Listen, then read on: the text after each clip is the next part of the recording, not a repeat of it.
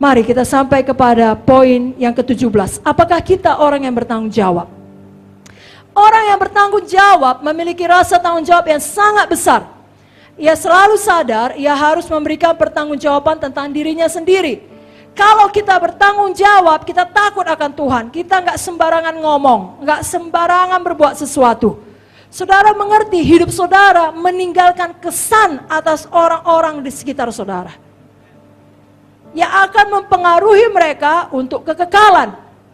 Seorang yang bertanggung jawab dapat dipercaya bukan hanya di gereja, tapi juga di rumah. Kalau dia masih bekerja di tempat pekerjaannya, janji-janjinya dapat dipercaya. Matius 5:37, ya katakan ya, tidak katakan tidak, lebih daripada itu berasal daripada si jahat. Kalau dia membuat komitmen, dia jalani dengan setia, berpegang pada sumpah walaupun rugi. Tapi orang yang tidak bertanggung jawab selalu punya alasan. Dia akan berkata, bukan tugasku itu, bukan tanggung jawabku itu, aku tidak mau menanggung hal ini. Atau kalau tidak beres pekerjaannya, katakanlah dia mempunyai pelayanan PWMC atau pelayanan pemusik atau pelayanan multimedia, lalu terjadi kerusakan alat atau tidak baik penyiaran dan lain sebagainya, dia tidak mau bertanggung jawab. Dia akan mengatakan, aku tidak pernah diajari seperti itu.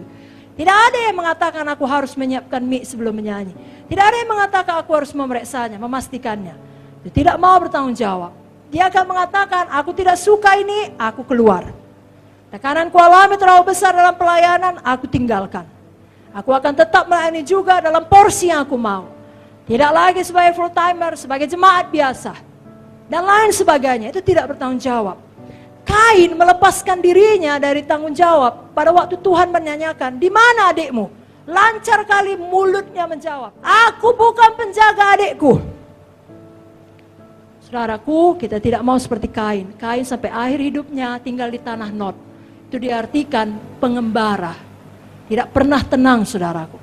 Pilatus juga demikian. Pilatus menganggap ia dapat melepaskan dirinya dari dosa menumpahkan darah orang tak bersalah dengan jalan cuci tangan. Enak kali ya. Dalam Matius 27 ayat 24, ketika Pilatus melihat segala usaha akan sia-sia, malah sudah timbul kekacauan, diambilnya air dan membasuh tangannya di hadapan orang baik dan berkata, aku tidak bersalah terhadap darah orang ini, itu urusan kamu sendiri. Tapi sesungguhnya Pilatus memiliki kuasa untuk melepaskan atau menghukum. Karena itu Tuhan menganggapnya bertanggung jawab. Dalam Yohanes 19 ayat 10 dikatakan, kata Pilatus kepadanya, tidakkah kau mau bicara dengan aku? Tidakkah kau tahu aku berkuasa membebaskan engkau? Aku juga berkuasa menyalibkan engkau. Kita tidak mau seperti Kain, tidak mau seperti Pilatus, kita mau teladani Paulus. Paulus saking bertanggung jawabnya, dia sering mengatakan hal yang sering dikatakan bolang juga. Bolang seumur hidupnya dia berkatakan, aku harus bayar hutang. Bukan hutang uang, saudara. Tapi seperti yang dikatakan Paulus, saya bacakan Roma 1 ayat 14 sampai 15. Aku berhutang baik kepada orang Yunani maupun kepada orang bukan Yunani, baik kepada orang terpelajar maupun kepada orang yang tidak terpelajar. Itu sebabnya aku ingin memberitakan Injil kepada kamu juga yang diam di Roma. Itulah dia Paulus. Dia mau bertanggung jawab melebihi dari yang seharusnya dia ambil. Dia mau berhutang kepada semua orang. Dalam 1 Korintus 9 ayat 22 dikatakan, bagi orang yang lemah, aku seperti orang lemah, supaya aku dapat menyelamatkan mereka yang lemah. Bagi semua orang, aku menjadi segala-galanya, supaya aku sedapat mungkin memenangkan beberapa orang dari antara mereka. Jadi Paulus ini dikesampingkannya kenyamanannya, dikesampingkannya kepentingannya sendiri. Dia mau bertanggung jawab untuk menyelamatkan sebanyak-banyaknya orang.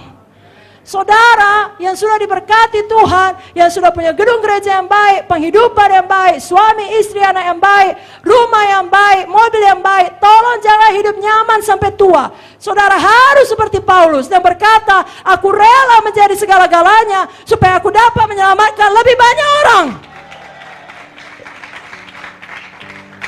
Amin, saudaraku. Ada satu jiwa pun, satu tambah, satu saja, itu lebih berharga dari seluruh dunia.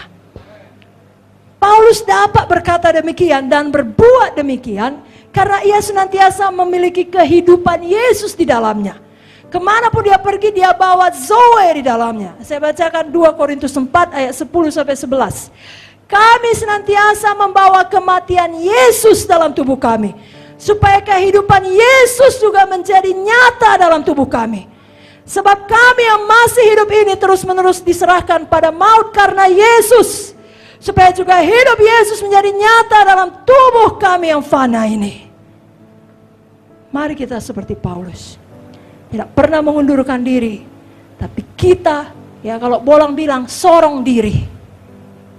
Kita sorong diri untuk bertanggung jawab, untuk menyelamatkan lebih banyak jiwa. Pulang kita dari summit, kita jauh lebih berapi-api. Zoe menguasai saudara, dalam nama Yesus. Amin.